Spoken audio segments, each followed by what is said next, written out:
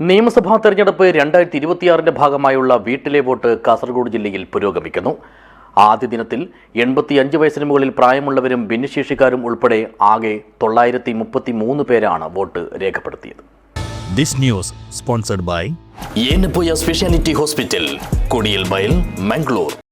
ആദ്യ ദിനമായ മാർച്ച് 30-ന് മഞ്ചേശ്വരം നിയോജക മണ്ഡലത്തിൽ 85 വയസ്സിൽ കൂടുതൽ പ്രായമുള്ള 51 പേരും ഭിന്നശേഷി വിഭാഗത്തിൽപ്പെട്ട 104 പേരുമടക്കം ആകെ 185 പേരാണ് വീട്ടിൽ വോട്ട് ചെയ്തത്.